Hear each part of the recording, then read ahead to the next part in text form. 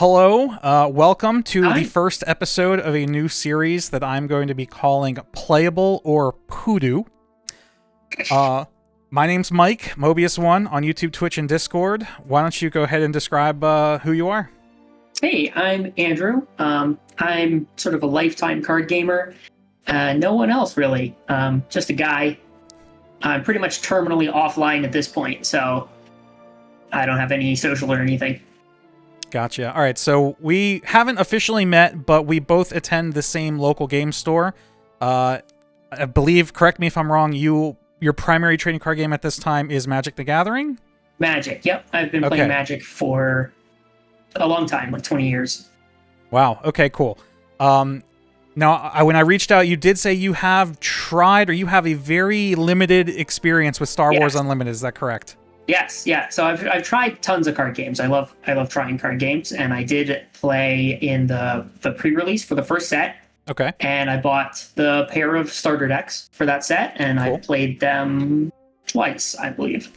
All right, and cool. That's And about the extent of my series. That would have been March of last year. Okay. It's now August 2025, so it's been about 15 months then since that pre-release. Yeah.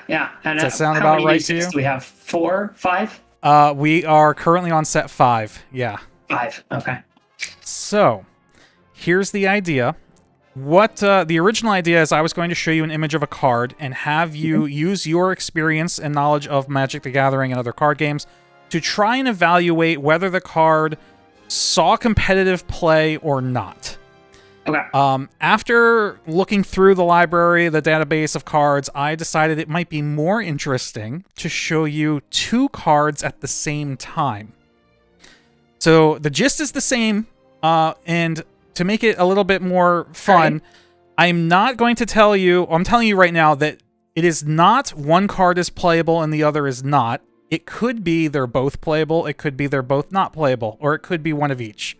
Okay. The idea of there being 2 is just to give you a little bit more context, or something to compare them to, because in a vacuum, it could be pretty challenging. Yes. Yeah, especially with like synergy pieces, it can be really hard to tell if the support's there. How much do you remember of the gameplay, like the back and forth mechanics of Unlimited? Yeah. A fair amount. I actually really liked it. I think the game is awesome. Cool. It's one of my like top card games, despite the fact that I don't really play it. But like I'm always telling people, oh, you've got to try Star Wars Unlimited. It's awesome. Because yeah, I think the gameplay is really awesome. If I remember correctly, it's kind of like I know it has the face down like resource system, and it's sort of like Hearthstone, but you take turns taking actions. That's a great way to describe it. Kind of how I remember it working. Yep. So, like you said, you can, at the start of your turn or start of each round, you will draw. I want to be careful what I say. I'm a judge, for the record, so I got to be careful what I say because I don't want other fellow judges to jump on me. At the start of the game, you will turn 2 cards from your opening hand into resources. It doesn't matter what they are. Once it's a resource, it counts as 1 resource. So there are no like lands or anything in the deck. At the end of each round, you'll draw 2 cards, and then you have the option of resourcing any 1 card in your hand. It does not have to be one of the 2 cards you drew. It could be anything, and that's how you gain your resources over the course of the game. There are 2 arenas, so you have like the ground arena and the space arena that you play units into. And then, as you mentioned, probably the most unique thing about the game is the back and forth nature, where each player takes 1 action at a time before their opponent has the opportunity to respond. So it is very chess-like, where I do one thing, you do one thing. I might play a unit, and then you can remove that unit before I have the opportunity to attack with it. So as long as you know that, that's kind of the baseline that I'm going into this. But if you want to ask me rules questions, like once you start seeing the cards, by all means, I'm happy to answer them. Okay, yeah. I mean, it might come up if there's like new keywords and stuff that I haven't seen. There will be an explanation of how they work. Awesome. All right. That should be all that we need to go get out of the way to start. Do you have any questions before we begin? No, let's just go into it. That'll be the most fun. Cool. For your first pair of cards, we're going to start off kind of basic, give you a baseline for some of the units. Here are 2 unit cards. Okay, so Battlefield Marine is a ground unit for 2, and I remember how the color system works with the green and the good guys. I'm not that Star Wars build to know what that is. That's the good guys. Good enough. And it's a 3/3, so that seems pretty generic. I mean, 3/3 for 2 is maybe a little bit overstated, but not like crazy. And 6, a unit, a ground unit for 6, ATST is a 6/7 with Overwhelm. An attacking enemy unit deal excess damage to its base. Right, it has trample. That's right. Yeah. And comparison. I remember this one. I remember ATST. I think that's in one of the starter decks, or maybe it was in a booster I opened or something. Okay, so the question is, which, if any, of these cards was sort of played competitively? Correct. I tried my best to pick cards that are polarizing. And for those of you watching on YouTube, if you think I'm wrong with any of these, please, you're more than welcome to say so in the comments. I'd look forward to it. But yeah, I try my best to pick cards that either saw lots of play or very little, if any. Okay. I don't think the ATST saw play. I'm going to go with no on that one. Any reason why? It just seems... I remember from the cards I have seen that you can get a lot more than that for 6. I feel like that's not enough for 6, based on what I remember. The Battlefield Marine, though, 3/3 for 2 is just like fine stats, and especially if we're talking, is this like historical, right? So like, if this was an older card, what set is this from? That's a great question. These are both from set 1, so both of these cards were in the game when you tried your pre-release. Yep. Right. So if this was only set 1, then maybe like a 3/3 for 2 is just like what the best thing you got. You know, that can happen when you're only working with one set. So I'm gonna say that the Battlefield Marine did see play and that the ATSD didn't. That's my guess. You are 100% correct. Yeah, Battlefield Marine continues to be one of the strongest 2-drops in the game. Really? Yeah. So, okay, so 3/3 for 2 is real. Yep, okay. So 3/3 for 2 was not only was that good enough, but the fact that it had the Rebel trait right under the art there, that unit type, was very relevant. Lots of Rebel synergy in the game. Okay. And even though Imperial also has quite a bit of synergy, the ATSD, as you said, is just a little too slow at 6 resources. I'm sure it probably saw a decent bit of play back in set 1 when, as you said, there weren't that many cards in the game yet, but that card quickly fell out of competitive play as more cards released. Okay. Yep. Yeah. Okay. Cool. Awesome. I feel good about it. I felt like that was a little tricky with the vanilla creature, but yeah. Okay. Awesome. All right, no, great start so far. Like I said, kind of a baseline to give you an idea of what power level we're looking for on these units. Now we can let's shift gears, and instead of looking at units, let's look at something that is, as you this is what I love about this, because you said you've played a bunch of different card games. Yeah. Let's see how you evaluate card draw. Yeah. So okay, mission briefing. Plan, choose a player, three resources, choose a player, they draw 2 cards. And 5 mana, strategic analysis, plan, draw 3 cards. Okay, what were you going to say? I just want to say there is a commander-style game mode in Star Wars Unlimited, which is why Mission Briefing says choose a player. So there is like a multiplayer format where you could use that on someone other than yourself if you want. I see. Okay. So it's sort of draw 2 for 3, or draw 3 for 5. Interesting. And I'll remind you, they can either both be playable or both be Poodoo, or one of each. Is Poodoo like a Star Wars joke? It's like Star Wars slang for crap. Okay. Yeah, so fair question. All right. Wow, this is tough. So yeah, it's divination or 5 mana, draw 3. How good is drawing cards in this game? This is a question I don't totally know the answer to. I was hoping not. I'm not sure, because I've played card games where it's really good. I played Magic where it's really, really good. And I have played games where it's not great. And and you really need it to be doing something else. And my intuition is that because this plays like Hearthstone, it's very different from Hearthstone, but it's very tempo-y in the same way Hearthstone is. Sure. I'm going to say neither of these are playable. I say final answer, neither of them. Final answer, they're both Poodoo. Thank you for using my terms. And yeah, you're absolutely right too. These are both Poodoo cards. For a couple of reasons. One, like you said, the game is very tempo driven. So giving up, 3 or 5 resources to just draw cards is just too slow. But on top of that, you're also drawing at the end of the round, you draw 2 cards. Now, true. You are going to potentially resource one of those, or something from your hand. But you will reach a point eventually in the game where you feel like you have enough resources, and at that point, you're just drawing 2 cards each round. So that's right. Yeah. Card draw just isn't. It's still strong, but it just isn't as strong and unlimited as other card games. Yeah, no, that makes sense. You draw 2 cards a turn. I didn't even consider that. I just had because in like really tempo-y games like Hearthstone, card draw is like you need it to be stapled to something on the board for it to matter.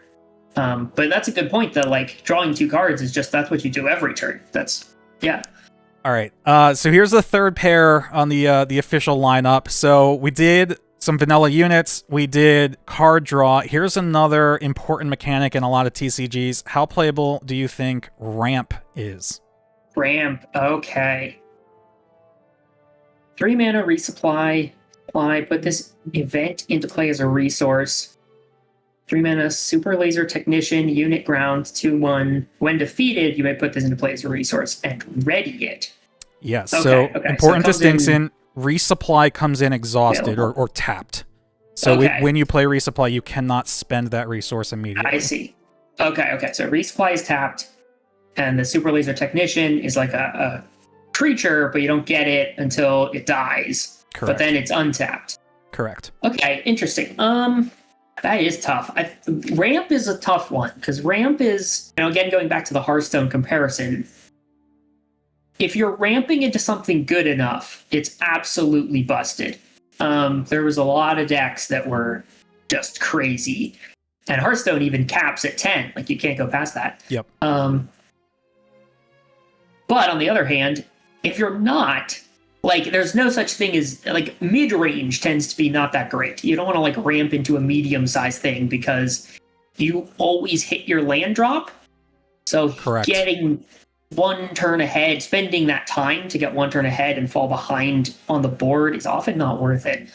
So, one weird thing about the Super Laser Technician is, I guess, you can't attack with units for the turn you play them, right? There is a keyword called... There is a keyword called ambush that lets you attack into an enemy unit. It's kind of like rush in Hearthstone. Okay. But the Super Laser Technician would just sit out there. Correct. There are ways to give other units ambush, and I will be showing you one of those cards later in this episode. But no, without that, just on its own, you're correct. When you play it, it comes in exhausted or tapped and has to wait until your next round. Okay. Yeah, I almost worry about that. This is interesting. I feel like one of these is the one you play and the other one's not. And I'm really not sure which. I'm going to say the Super Laser Technician is good and no one played Supply, just because I feel like having the body is good. I can definitely see it might be the other way around, because you could run into awkward situations where, because if you're looking to get the ramp, the Super Laser Technician, it could like go wrong somehow. Like, I mean, if they don't have a guy for you to attack into, you're just out of luck. But I feel like having the little body is probably just better. So I'm going to say the Super Laser Technician saw play and Supply didn't. That's my guess. Cool. You almost hit something really on the head, which is, do remember the arena is split into 2 halves. Yes. So you have that ground arena and space arena. So it is totally possible to play Super Laser Tech. And if your opponent is playing all in the space lane, you have no way of sacrificing. Yeah, you don't have any way to kill it. Yep. That being said, Super Laser Tech still sees play. It is. Okay. It was a. Both of these cards also came out in the first set. I should get in the habit of telling you that. Both of these cards still see a ton of play. They're both really good. Okay. Ramp is super important in Star Wars Unlimited, not only for all the reasons you mentioned, but something we hadn't talked about is, don't forget, you also have a leader that you kind of represents your deck. When you build your deck, you have to choose a leader. That's and true. your leader yes. you can deploy as a unit once you hit a certain resource total. Yes, that's one of the more unusual aspects of the game, so I did forget that. But yeah, ramping to hit your leader one turn earlier is actually really good. Yeah. Yep. So especially because I have very limited Magic understanding. When you play Commander, when you want to like play your Commander, you have to pay the mana to play him, right? Mm-hmm. So in Star Wars Unlimited, once you hit that resource threshold to deploy your leader, it's free. It costs you an action. Yes. Yes, I do remember that being crazy. That you just like, I hit this, this resource threshold, and now I just have this huge guy. Yeah. Okay. No, that makes a lot of sense. Is that there's this kind of threshold you want to hit, and if you hit it earlier, you get this like huge boost. Yep. You get all the tempo, tempo that you've lost with the ramp. You basically get back when you flip your leader. You can regain it all. Yeah. Yep. Okay. Interesting. That's interesting. Okay. Cool. No, but you got one. You're right. Super Laser Tech definitely saw play. Now let's try to be a little bit more interesting. How about two units that have the same stat line, but with vastly different abilities? Okay, so we've got Embo, a ground unit for 3. It's a 3/4, which seems fine. When this unit completes an attack, if the defender was defeated, deal up to 2 damage from a unit. So is complete an attack something and survive? It does have to survive, yes. Yeah. Well, yeah. Okay. So it has to kill something, and if it succeeds, it heals 2. Okay. So it can kind of kill small guys for free. All right. And a 3/4. Ezra Bridger. Force Rebel Spectre. So it does have that rebel word you mentioned. When this unit completes an attack, same thing, look at the top card of your deck. You may play it, discard it, or leave it on top of your deck? That seems cracked to me. Now you do have to, if you choose to play it, you still have to pay for it. So it's not for free. Sure. You do still have to pay the cost. Sure. It still seems not bad. I mean, it's worse than draw a card, I suppose. Well, sort of. You do get to, scry it if you want. You can get rid of it. I don't know. That seems okay. It's tough because I could see Embo being, totally insane in the right environment, right? Everyone's playing, 2/2s, and he's just nuts. But otherwise, I don't know. Doesn't seem that crazy. I will also say that because Embo's wording doesn't say heal up to 2 damage from another unit, he could heal himself as well. So he could heal himself, or he could heal like something else. Yeah. Oh, I see. Yeah, heal up to 2 damage from a unit. Oh, that is pretty good. I don't know. These both look good. I don't know how easy it is to survive an attack, but I feel like it's doable. You can play a spell or something that helps you do it. They both kill the 3/3 for 2 pretty handily. Yep. Yeah, I don't know. These both seem strong. Your point that I actually had Embo backwards. I thought that he could only heal himself. Okay. And couldn't heal other units. Got it. Healing other units makes that a lot better. Because then you can heal up something else and then attack with that, or make it survive an attack. Sure. I think Embo's good. I think Embo's good. That just seems like it can do a lot of work. Ezra Bridger. Look at the top card of your deck. You may play it, discard it, or leave on top of your deck. That feels good to me. I'm going to say both of these are good. I'm going to say both. Yeah. Lock it in both. All right. You had a lot of really good insight. So the fact that Ezra is both Force and Rebel really push him. I feel like even without those traits, he probably would still be playable. He is absolutely, well, I should say he was playable. In a lot of yellow-white decks, he still is run because of that Force and Rebel synergy. I think he's probably on his way out. We're getting to a outclassed. Okay. Yeah, we're getting to the point now where there's better three cost options, but I would argue that he's still really playable, especially because his ability is slightly different than Embo in the sense that while the trigger condition is the same, the fact that Embo then has kind of a secondary requirement of if the defender was defeated, which means he has to kill something. Whereas Ezra, you could attack the opponent's base, and that would still trigger his condition. Yeah, that's true. You don't have to actually kill something. You can just swing. And because of that, Embo is has not seen play. Embo's not a thing. Yeah. Yeah. That's fair. Like I said, I think I could see a world where he's really good. But no, okay. I was off on that one. Ezra seemed really good. I'm actually afraid I'm going to get comments from people saying that Ezra is not playable, but he was, like you said, cracked for a long time. So, all right. Cool. We did kind of skip one mechanic that I do want to bring up now. And do you have a favorite color that you like to play in Magic? Not really. I'm kept this under the hat, I guess. I'm really a limited player for the most part. Okay. So cool. I'm extremely mercenary on colors. Just whatever's good, I'll play it. All right. Well, I'm one who likes blue control, so Sure. I don't make a lot of friends that way. But here's some removal choices. Yeah. All right. 3 mana, Power of the Dark Side. Innate. Does innate mean anything? It's just like a trait. So there's certain it's just certain a keyword synergies. that something could recognize. Okay. Yep. All right.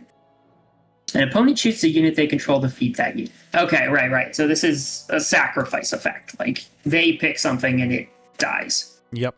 And then 6 mana, Rivals Fall, defeat a unit. 6, huh? 6 feels like a lot. So 3 cost, your opponent gets to pick. 6 cost, you get to pick. Oof. 6 feels like a lot to me. I don't know. I mean, there's some good units that you could off with this, but 6? That's like your whole turn late in the game. I don't know. I think 6 is just too much. I just don't think 6 is... That feels like too much. I'm going to say Rivals Falls and no. That's Poodoo. Power of the Dark Side. An opponent chooses a unit they control to defeat that unit. That's very... Oh, it's so dependent on, like... Are people playing a bunch of little dorks? Because if they're playing a bunch of little dorks, this doesn't do anything at all. And if all their units are good, this could be great. Because it's only 3 mana and it just kills something. I'm actually going to say based on some of the previous cards we've gone over, I'm going to say that Power of the Dark Side is Poodoo too. I think that's also bad. Just because we've seen a lot of things that cost 2 and 3 that are good. And I'm sure people play more expensive stuff, but if there's any of those 2 or 3 drops hanging around, then this doesn't do anything. So I think they're both bad. I think these are both Poodoo. Fair assessment. So I will say they both see play. Okay. Very, very different reasons. So Power of the Dark Side is pretty much a 3 of. If you're playing blue-black, you're playing 3 Power of the Dark Side because of the back and forth nature, if you can somehow get your opponent down to only having like 1 or 2 units left on the board, it's just such a cheap way to kill something. Yeah. It definitely like works for only 3 mana. So now, if that's a thing that happens, I could see that being good. Now, Rivals Fall 100% sees less play. But I will say a lot of blue decks still run 1 or 2 copies, even maybe 1 in their sideboard to slot in against decks that are running very large leaders to just counter that leader deploy. I was wondering, because I was like, you could kill a leader with it, which would be sort of a high value play. You know it's going to happen. They got a leader. So you can kill that. And that might be worth 6. But I just thought it was probably too much. Now, it is very expensive, and that's why it's usually like a 1 or 2 of at most. But by the way, you can have up to 3 copies of a card in the deck for this, not 4. Okay. And there is a sideboard. I wasn't sure if there was a sideboard or not, actually. 10 card sideboard. A 10-card sideboard. Okay. So there is, obviously, blue has a ton of removal options, and they're all slightly interchangeable. Here, you don't have to evaluate these. Here are other cards, just to give you a bit more context. So Vanquish is basically Rival's Fall, except you can't use it on leaders. Right, so that does give some context to it, because that doesn't seem nearly as good. No. And then for a little bit cheaper, you start introducing more restrictions as to what they can hit. Right. With 5 or less remaining HP for, was that 4? Yeah. And for 4, defeat a non-leader unit with 5 or more power, something big that isn't a leader. Sure. Yep.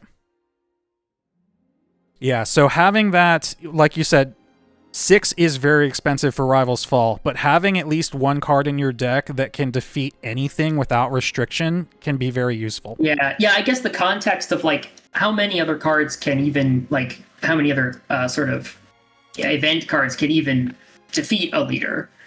Not a whole lot. Basically just this one, then I could see that being... Like, Power the Dark Side could, if you could get them down to a scenario where they only have their leader. Yeah. Yep. Yeah, playing 3 mana or 3 resources to take out your opponent's leader is it's rage-inducing. Excellent. I can definitely see seeing play. I'm a little surprised by Rival's Fault. That's kind of crazy to me. Okay, cool. So we did talk a little bit about bases earlier. As a refresher, so most common bases in the game have 30 HP. Unlike Magic, you cannot go above your HP total or your HP max. So if you choose a 30 HP base, that's your ceiling, and you lose the game when your base hits 0 HP. Pretty self-explanatory. There are rare bases in the game that have different values than 30, and they have some sort of gameplay effect, whether that's a passive or what you'll see here in a second, a deck building restriction, or what is called an epic action. And an epic action is an action that you can only use 1 time throughout the entire game. Sounds busted. Okay. So, here are 2 rare bases. They're the same color, which I know doesn't mean a whole lot to you, but just to keep it close, what do you think of these? Okay. So 25. So it's only got 25, which is 5 less than the usual 30. Correct. And it's green, Energy Conversion Lab, epic action. Play a unit that costs 6 or less from your hand. Give it ambush for this phase. Okay. So that's its V-star attack. Play a unit that costs 6 or less from your hand. Give it ambush for this play. So you it's free? No, you still have to pay for it. Okay, that makes sense. But you give it rush. It just has ambush. I say, and you can't use it on really big stuff, is why it says 6 or less. Okay. So you give it ambush. Okay. That can be really good. I mean... 1 time throughout the whole game. It's a really good keyword. Mm-hmm. Okay. 33. So this one has 3 more. Data Vault. Your minimum deck size increased by 10 cards. Sick. What's the deck size? 50. 50 minimum. 50. 50. So this increases that to 60. Yep. For 3 health. That's interesting. I love watching the gears go. And in case it's relevant, I'll remind you again, 3 copies of a card in your deck max. Because I know you're running the numbers on how much that affects. Yeah. Because I mean, 10 more at 50 to 60. it's a decent amount of inconsistency to pay for 3 life. I have like no clue how much life is like worth in the game. You know what I mean? Yep, Like, I know. That's what makes it fun. I just have no idea. Because I'm at like 5 seems like a good chunk. 3, a little less. And you're going up, which is worth less than going down. So it's like, is there something that really takes advantage somehow of having 33 life? That's the one I'm really questioning. Energy Conversion Lab, 5 life. I just think that's good. I don't know. The power seems so strong. Like, just, you only do it once, but like, you can give it ambush, and you can give anything ambush as long as it costs 6 or less. Which is like, you could give stuff that should not have ambush. Like that super laser technician when we were talking about ramp. Stuff that is not meant to have ambush, which could be really strong. And for 5 life, I feel like you can just have a game plan where you don't care that you have 25 life. I feel like that one's good. I feel like Energy Conversion Lab, I'm definitely saying that's good. Okay. Data Vault. Ooh, Data Vault's tough.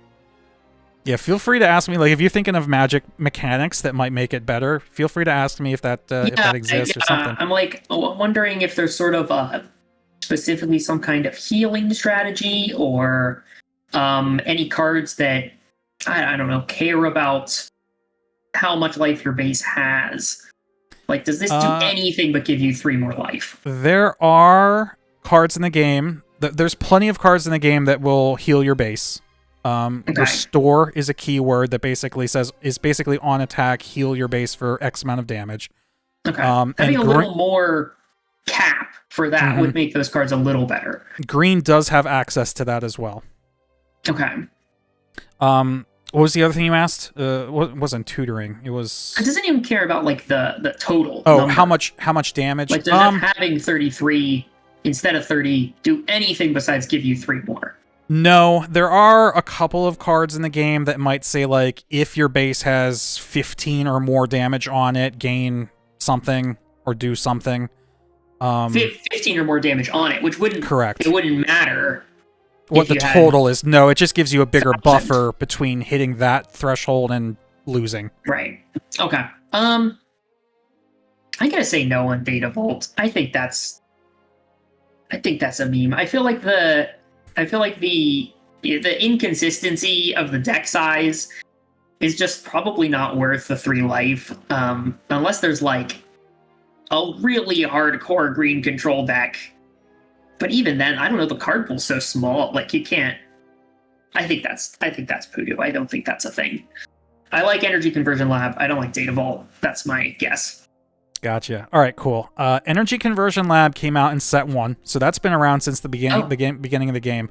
Data Vault just came out in set 4, so beginning of this year. Both of these cards see play.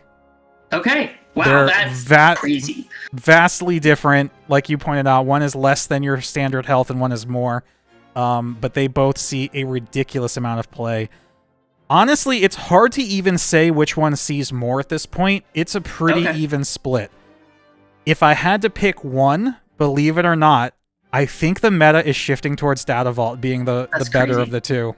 Yep. That is crazy. Because I can see Energy Conversion Lab seems just good. I'm all in for that. Like, yeah, whatever. I have 5 less life, and I get this crazy power. Data Vault, I don't know. You got, and so is it just like the 3 life is just like worth it? Basically. Yeah. So it's interesting. It's that having that 3 extra life. It's really hard to describe. There's been a couple YouTubers out there that have done video analysis on it. How just having that extra bit of life puts you just out of range of some of the more aggressive decks where because of the back and forth, if you had 30, say you've got like 30, like 28 damage on your base or something, and now you're 5 HP away from being defeated versus 2, that forces your opponent to maybe attack into one of your units instead of your base. Yeah, absolutely. Yeah. I mean, having more life in these kinds of games, like, it opens up your options a lot, right? If you're pressuring your opponent's life total can force them into plays. So I'm surprised that 3 makes that big a difference. That's tight margins, though. It is, for sure. Here's just, again, you don't have to analyze these, but here's 2 units that are very, very powerful with Energy Conversion Lab that is why it still sees play today. It's usually good with units that have strong, either like, someone massive, Wrecker for 6, the full 6, 7/6, Overwhelm, so it tramples, sure. When played, you may defeat a friendly resource, you deal 5 to a ground unit. Right. So you play it, nuke something for 5, and then trample over whatever's left to deal damage to the something base. Up. Kill something. And then Vader's on attack is pretty nuts. And Darth Vader on attack, defeat an enemy unit with a shield token on it. Oh, and when played, give a shield token to a friendly unit and to an enemy unit. Yeah. Right. So without ambush, that's the kind of thing that's like, that card's obviously designed without ambush. Yes. It's really silly when it has ambush. Yep. Without ambush, that card is not playable at all. But with ambush, it is broken. Yeah, that's dumb. That's so funny. That's exactly the kind of thing I was thinking of, where, like, there's just some cards that if you give it ambush, it's just absolutely silly. And this is like perfect. He just kills something for free. Yep, and it doesn't say non-leader, so he can kill leaders for free. Sure, right? Because why wouldn't? Why would it say non-leader? Yeah. Nice. All right. We're stick with the blue control for a little bit longer. Instead of just single target removal, how about board wipes? Okay. 8 mana Super Laser Blast, defeat all units. Interesting. Okay. 15. The Invasion of the Christophsis. Exploit 4, choose an opponent, defeat each unit that opponent controls. Okay, I need to explain exploit. So what is exploit? So exploit is a keyword that was introduced in set 3.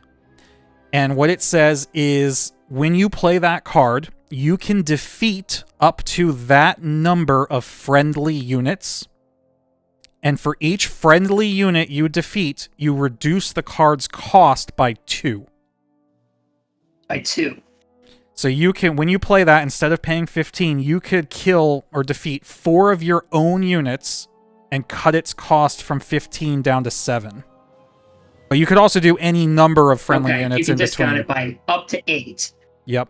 2 per unit you sack. Yep. Up to 8. Up to 8. Discount 4 units. You got it. Okay. Interesting. And it's a Plague Wind. And Super Laser Blast, defeat all includes your own. Right. Yes. Yeah. Whereas that makes sense. Invasion doesn't. Yeah, Invasion's like a Plague Wind. Supernova Blast is Twisting Nether. Interesting. Okay. So there's definitely, based on the cards we've talked about again, there's definitely control decks. I might be biased. It is very much a thing, which I guess brings up Super Laser Blast. Is Super Laser Blast real? The Invasion of Christophsis.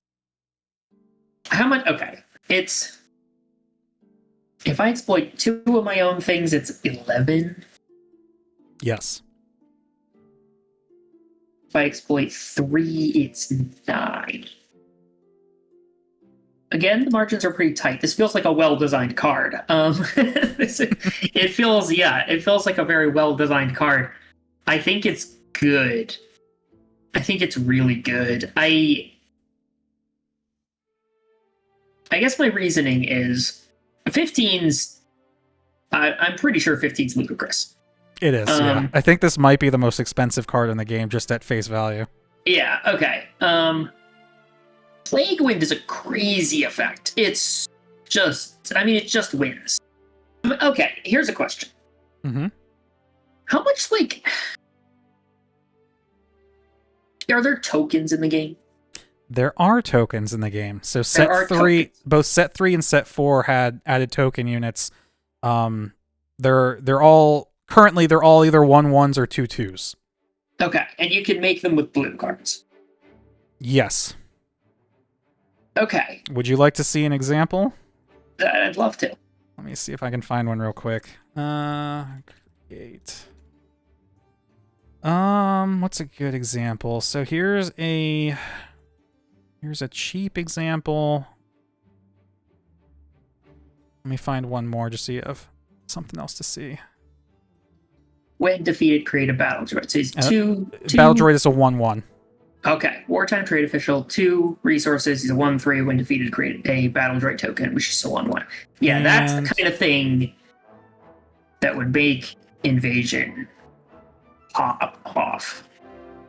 Here's one more just to give you some more context.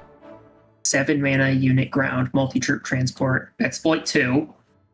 There's the reminder text for exploit. Yep. It's a 3/6 on attack, create a battle droid token. So you just make another one.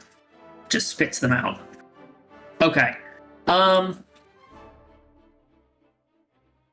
think the invasion seems awesome. I just believe that that's playable. I mean, if cards like this exist, and I think there's gotta be.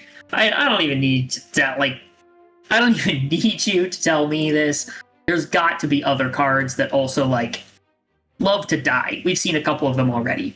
That's just such a staple of games. That there's got to be stuff you want to die, and you just play those. You sack them. You plague wind your opponent.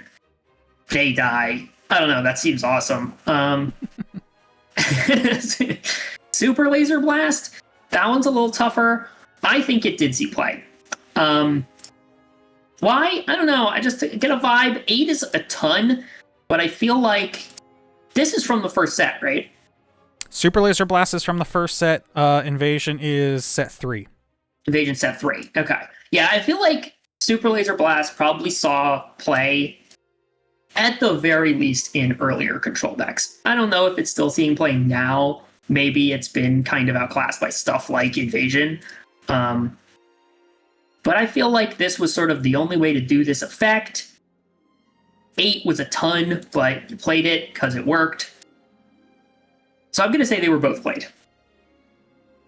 Both playable. All right.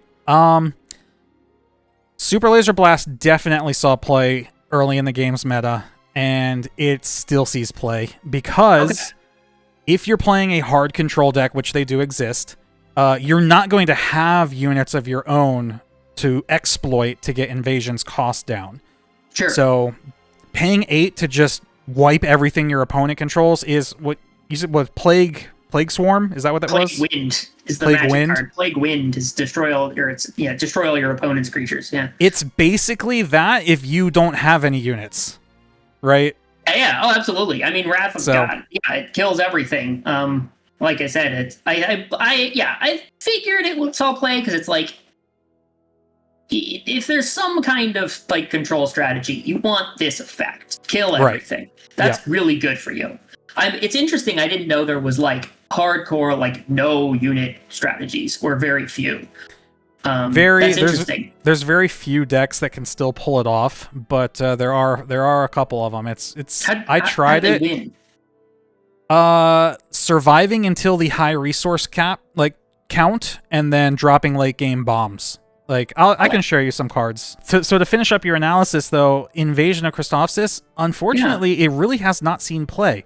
Really? Okay. Mainly because token decks, while we really tried them out when they first launched, there really hasn't been a blue token deck that's been able to take off. Interesting. Okay. The pieces just aren't there. There's only really one token deck in the. No, well, I shouldn't say that. There's 2 token decks in the meta right now. Yeah, Invasion of Christophsis. Unfortunately, token support wasn't there quite yet. Interesting. Yeah, I guess I was hinging on kind of the idea that there was, your own stuff dying support and tokens and stuff, and just because I think if you can afford to give up 3 things, I mean, I guess it's asking kind of a lot, but I mean, well, no, if your stuff dies and gets you a bonus, I could see if you can afford to give up 3 things, it's probably good. Yeah. But yeah, it just didn't work out. All right. Okay. Let's keep going. Here's 2 more events. What do you think of these? Events. Oh, these ones are scary. Okay. Yellow event, Unnatural Life for 3. Play a unit. This is part 2. Play a unit that was defeated this phase from your discard pile. It costs 2 less and enters play ready at the start of the regroup phase defeated. Okay, that's a weird one. I'll get back to that. 3 Triple Dark Raid tactic. Search the top 7 cards of your deck for a vehicle and play it. It costs 5 less and enters play ready. Return it to its owner's hand at the end of the phase. Okay. So they kind of both do this surprise thing, but in slightly different ways. Unnatural Life, you have to play a unit that was defeated this phase. It costs 2 less, which means it actually still costs 1 more. Yep. And it enters play ready. Start of the regroup phase, feed it. And the regroup phase is just kind of the end of the round. Yeah, when both players have basically exhausted all their options and they both pass is when you go to regroup. Okay. Yep. Is there a meaningful difference between the start of the regroup phase and the end of the phase? No, the only time that would ever be relevant is if there were multiple effects that expired, and you know, maybe one expires at the end of the phase and the next expires at the start of the next phase or something like that, you know. Not entirely relevant. All right. In this case, you can consider them the same timing. They functionally work the same. Okay. Yep. Search the top 7 cards of your deck for a vehicle and play it. It costs 5 less and enters play ready. Which means it functionally costs 2 less because you paid 3 for this. Mm-hmm. And you get it, I don't know, return it to its owner's hand at the end of the phase. So you don't, get it permanently, but it comes in ready, so you get to use it. Yep. This one I feel like is good. This one, it takes so little for this to be good. You're playing a vehicle for 2 less, and, if you have stuff with ambush in your deck, who cares that you return it to its owner's hand at the phase? If you have, ambush vehicles, that could be great. And even if you don't, it still seems solid. You get to play something cheap, attack. You could just play it on a later turn. You'd have to be aggressive, probably. But, I don't know. I could see that. And there's no, restriction. It costs 5 less and it's play ready, which means, you can play something huge off of this, and it costs 2 less. You could play, a 6-drop for 4, right? Because, yeah, you pay 3, and then the 6-drop costs 1. That seems awesome. Yeah. I think that seems just awesome. This Unnatural Life seems a lot harder to make it work. I could definitely see a world where it just does, but it costs 1 extra, it enters ready. You can't, neither of these work with leaders, right? Because they don't go to your discard pile. Correct. Right. So you're not getting your leader back. Play a unit that was defeated this phase. The fact that it has to be defeated this phase is this isn't just, it's not just Shallow Grave. It's it has to have died this phase. And it has to be yours. It's not like you're stealing your opponent's crazy thing. Because 2 less, enters play ready. I could see a world where this is good, just because you get to defeat it again, and I don't know. I think Triple Dark Raid's great. I'm gonna say my guess is Triple Dark Raid's awesome. I think Unnatural Life doesn't quite get there. That's my guess. I think it doesn't work. I think that's Poodoo. That's my guess. Perfect. Yeah, you're absolutely right. Okay. Not only is Triple Dark Raid really good, it is one of the 4 cards at this point that are banned from Premiere. Okay. Yeah, the more I talked about it, the more it was right, you can just pay 4 to get a ready 6-drop vehicle into play. That's how the numbers break down. That seems absolutely crazy. And not only that, if it survives, like if you attack the opponent's base and then they can't kill it, you just get it back in your hand to play it a turn late, like 2 turns later. You've drawn a card. You've also selected a card from the top 7. Like that. Yep. Yeah. You're tutoring. Okay. You're playing it for ready. You're ready. Yeah, and you get it back to play later. You have to set up your deck a little bit. Like you have to have targets. Right. But that doesn't seem that hard. It's just vehicle. There's no other restriction. Correct. Unnatural Life was just too hard to get to pull off, right? Because the first thing you mentioned, it has to be a unit that was defeated this phase. So it's not like you can just go digging for anything and play it whenever. Which means now you're holding on to it for the right moment to play, and yeah. Yeah, it all felt a little too fiddly, especially for the unit costing 1 more than just playing it. Right, in comparison to Triple Dark Raid, which ridiculously costs 2 less. Paying 1 extra for this effect felt like, I don't know, it felt a little too fiddly. All right, I've got 2 more pairs, and I'm now realizing that I probably didn't include enough aggro cards. Aggro is a very powerful archetype in the game. I've been a little surprised because, I came into this it's kind of like Hearthstone. Aggro's really good. It's very tempo driven.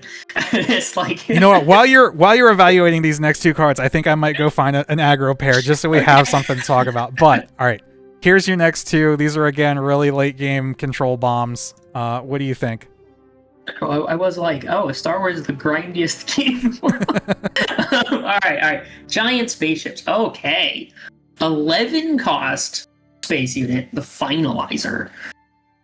First order vehicle capital ship. An 11/11. It's absolutely enormous.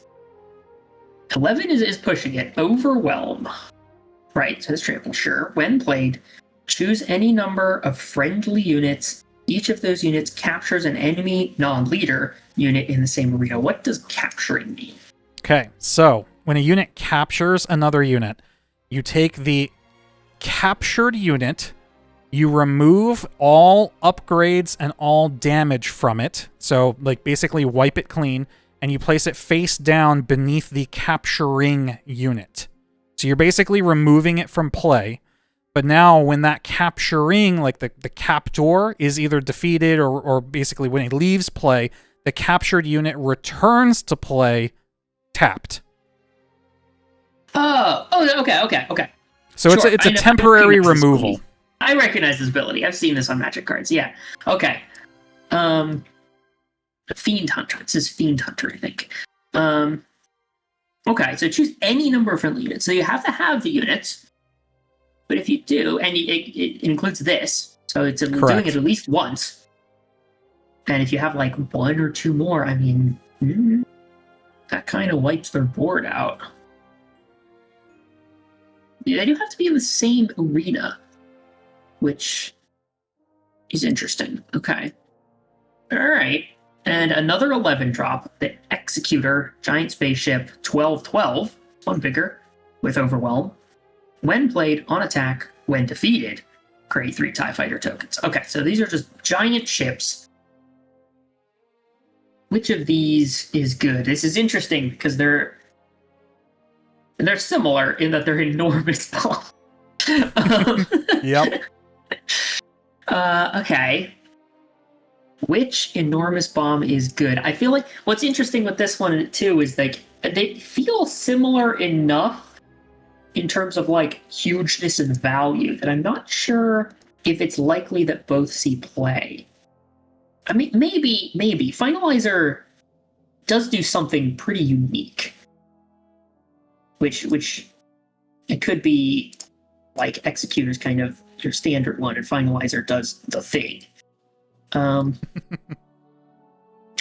So you have some mix of them, because I feel like you probably aren't, maxing out on giant spaceships. So you might play a mix as a standard package. When played on attack, so you play this, you get 3/1/1s. On attack, you get 3/1/1s. When defeated, you get 3. That's a lot. I feel like the Finalizer is the better one. That one feels really hard to come back from. Even if you've only got a couple guys, it feels real tough to to beat that, because you can't just kill it. Like, if you kill it, you get one of your guys back. But if it's stolen 2 other guys, you got to kill those 2. Yep. An Executor. Executor's a ton of value too. I feel like I'm gonna say, oh man, this is a hard one. This is a really hard one. I'm gonna make it a little bit trickier. Ready? I wasn't gonna do this until after you guessed. All right. But so Finalizer came out in set 2. So that card's been around for a while. When Executor came out, this leader also came out. Admiral Pete. He is very admirable. Play a capital ship unit from your hand. It costs 1 less, right? So that's either of these big guys. You can play them for 1 less. And then once he's deployed, they cost 2 less. Right, so they're 9 at that point. I don't know that helps because they're still the same cost either way, but it just means you can potentially get them into play earlier. Yeah, you can. That's really tough. I think the Finalizer sees play. That's the one I'm more confident on, I think. I feel like, I don't know, maybe I'm wrong. I've been wrong in similar ways before. I just feel like that effect is wild. Executor, I'm a little lighter on, but I think it still sees play. I think these see play as like a package in some kind of control deck. And you play both of them. That's my guess. Okay. This might be one that I get comments on again, but in my opinion, neither of these are good enough for play. Either of these are good enough. Wow, okay. Yeah, they're just a little too expensive. Even too with expensive? Piet. Yeah, the problem with Finalizer is if you are investing that many resources into it, Finalizer is stronger the more units you have, because each of your units can only capture 1 enemy unit. Yeah, you gotta have other guys. Right. So, and it's kind of, when you get that late in the game, if you have, like, if you're at your 11 resource turn, or even with Piet, if you're at your 9 resource turn, and you've got enough guys to make that play worth the cost, you're probably already winning. There's just better things to do with your resources most of the time. Executor, I really want this card to be good because I love that ship. And getting the TIE Fighter tokens, like, when you play it, when it attacks, and when it dies. It feels like a lot of value. It is, but it's just so expensive. And it doesn't, like, if it had ambush, if you could give it ambush and overwhelm for 12, like, that would be incredible. But it doesn't work with Energy Conversion Lab because it costs too much. So maybe there's a world where this sees play in the future, but right now the meta, surprisingly, despite the cards I've shown you today, the meta is too fast for these to work. Yeah. I mean, that makes sense. It's interesting. Once you get to 11, that's too much. I would say, yeah, around a turn or two too late. Most decks stop resourcing around 8 or 9. If you're doing like a control deck, you might go a little bit higher, but very rarely. Okay. All right. Cool. All right. No, not bad, though. Those were tricky, especially looking at them side by side. I found 2 aggro cards. Okay. These were not the 2 I planned on ending this episode with, but because we were so light on aggro, I figured I'd show them to you. What do you think of these? Okay. Cassian Andor, 3 cost ground unit. And we've got some new keywords for you, too. 5. Oh, yeah. A 3/5 Rebel, which you said was relevant. 3/5 is a good stat line. Holy crap. Smuggle. 5 red, white. Okay. That's a cost. If this card is a resource, you may play him for his smuggle cost. Replaced with the top part of the deck. Oh. Okay. Yep. So if you put him down as a resource, you can pay 5. He pops out as himself. Correct. And you get a new resource just to replace him. Yep. And then... Wow. Okay. And then when played using smuggle, ready him. Okay. So he's untapped when you smuggle him in. Yep. Okay. I mean, that seems like pretty solid. Smuggle seems very good. It's very, like, your curve is going to be so clean. And paying 5 to pop him out, he's then readied. which is a decent upside. I don't know if it's worth 2, like just on the face of it. Sure. But obviously it's modal, right? If you have him just on 3, you could just slam him down. Correct. Seems pretty nice. 1 ground unit, stolen land speeder.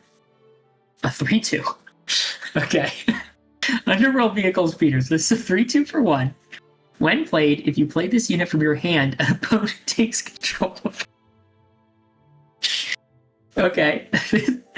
Bounty. If you own this unit, play it from your discard pile for free and give an experience token to it. All right, what's Bounty? So Bounty is like a reward you get when you defeat this unit. So Okay. So the way this card works, you play it, you pay 1, you play it from your hand, it goes on your opponent's side of the board, and it's a 3/2. When you kill it, it goes into your discard pile, and since you're the owner, you could play it for free, and it goes into your field as a 4/3 because of the experience token. Right. Okay. And it would be exhausted for you, so you'd have to wait to use it. And it is exhausted. Okay. But it's a 1-cost 4/3 It's a 1-cost 4/3 with extra steps. This is highly dependent on if there are good ways to make this happen. Because playing this and then attacking into it to kill it and getting a 4/3 seems awful. Just like if you're just doing it. That seems terrible. What aggro deck wouldn't want to do that? Seems so bad. But then is there like some joke, right? Where you're like, I play this for 1, and then I play this other 1-cost card that deals 2 damage to it, and now I have a 2 mana 4/3. That could be good. Hey, Yeah, like that one. That could be real. It's a lot. It has to come together. And it costs 2 cards, but not really. You get 1 card. Like, it costs 2 cards, you get the 1 card back. So it costs 2 cards to make a 4/3 on turn 1. This is a silly, silly card. And this one's really interesting, because it's either silly, completely useless, or silly, absolutely bonkers. If this is good enough to see play, it is the stupidest thing ever. Like, your opponent just does this, and you're like, this is... I'm over it. Is this good? This is so goofy. Is there enough ways to turn this on? Like, the 1 mana deal 2 is definitely a way. You can definitely go crazy with that. I gotta just pick one. I think these are both good. I think they're both good. And I think the speeder's absolutely busted. That's I'm going for the high roll. I think the speeder's insane. All right. I'll put you out of your misery. No, speeder's terrible. Okay, sir. Okay. That's disappointing, but fair. Yeah, it's goofy. Unfortunately, like, it came out. I actually think this card had a hiccup with its design, because it launched in a set with this Han Solo leader, who it's clearly intended to work with. Right. Yeah. Oh my god. Yeah. This is exactly like, this would make the card seem disgusting, right? But due to the ordering of, like, abilities and how they resolve, Han Solo's ability has to fully resolve before the speeder's win played ability. Win played doesn't happen. So it just comes in as a 3/0 and dies, and you don't get to collect the bounty. So it's a combo that does not work. Hilarious. This is exactly the kind of thing I was like, either this card does not work and it's just awful, or it's stuff, or this works and it's like the most ridiculous thing ever. Yeah. Oh wow, disappointing, because it would be really funny if this was good. That being said, Cassian Andor is actually broken. Being able clean. Even though 5 resources for a 3/5 is expensive, the fact that it is a resource, so it doesn't have to be a card in your hand, which means at any point during the game you draw him, you're like, okay, now he's in my resource. I now have 3 burst damage whenever I want it. You know, if I can get my opponent down to 3 health left on their base, I won the game. Basically, is how that having how just that works. another card in your hand. Yeah. Yep. So that's actually like crazy because I sort of saw it as like he just seemed good. Like the stats just seemed really good for him. Like you play him as a 3/5 for 3, great. You put him, you have an easy. You put him in your resources, no problem. You could just play him for 5 later, and he's totally reasonable. A 3/5 that comes into play ready for 5, fine. And just having both of those modes seems solid. So he's actually like the truth. This guy's great. Yep. Okay. Cool. All right, man. Excellent Very job. nice. I wasn't keeping track of your score, but you did great. I wasn't either. I feel like you definitely got more than half. I was talking about cards, so yeah, no, that was awesome. I have more to show you, but we've already eaten into 90 minutes. I don't want to take up any more of your evening.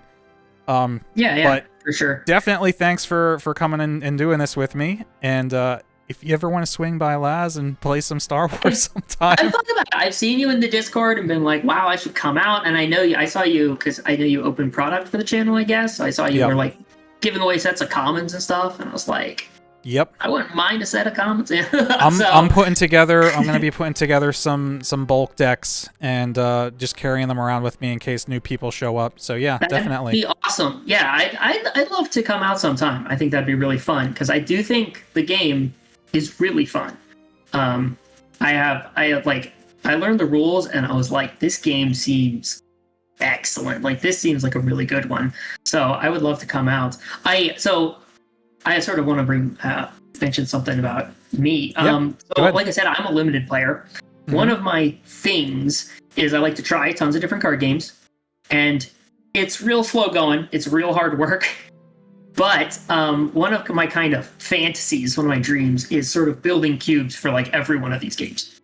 I want to build like a cube for everything. So I've been, I do think about making a Star Wars cube and like how to fit that together because it's a tricky one. I bought the Game Genic like pocket sleeve things to make a cube for this. They're sitting like I'm looking at them right now, but I have not started putting one together yet. It's hard work. Yeah, it is. But yeah, so I just wanted to mention that because that idea really appeals to me too. So it's great to hear you've thought about it. All right, man. It was great to meet you. Yeah, definitely. Don't let me hold you up. Thank you for doing this. Thanks for having me. This was nice meeting you. It was really fun. All right, dude. Have a good night. You too. Thanks.